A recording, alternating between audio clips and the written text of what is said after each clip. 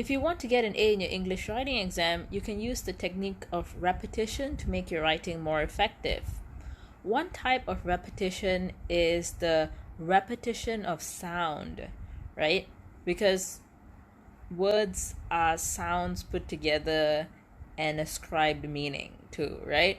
So you know that a word is made up of sounds, vowels, which are A, E, I, O, U, those sounds, or consonant sounds, which are everything else, right? Your B, K, P, all that.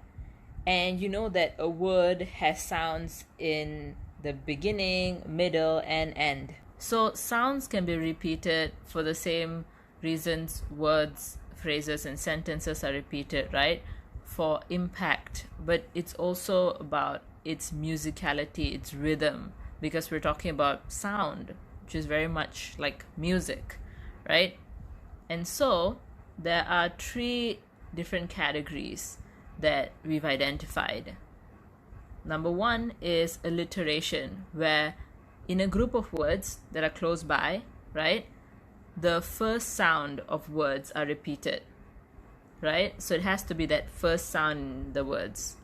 But then you also have assonance and consonance. These two, it can be a repeated sound at any part of a word, right? It can be sounds in the beginning, middle, or end of a word, but in words that are nearby, you can hear that same sound being repeated. But assonance is when vowel sounds are repeated, and consonance is when consonant sounds are repeated. So that's the difference.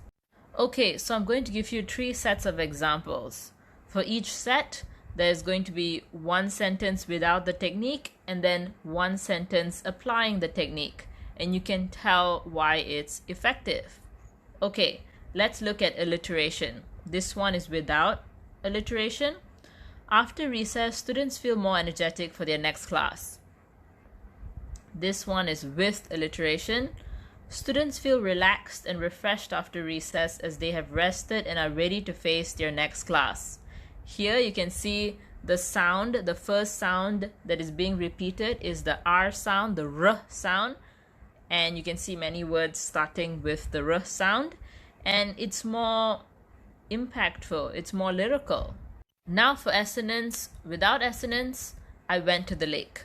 With assonance, I made my way to the lake, right? So you can see that the vowel A sound, A, is being repeated with made, way, lake, so it's more lyrical. Lastly, for consonants, without consonants, he was unlucky. With consonants, he struck a streak of bad luck. So it's the K, the K consonant sound, the K sound that is being repeated at the end there, right? Struck, streak, luck. Of course, not every situation requires you to be poetic, but when you are aware of this technique, you can choose to use it during suitable moments. If you've learned something new, give me a follow, give me a like, and tag your friends so we can learn together.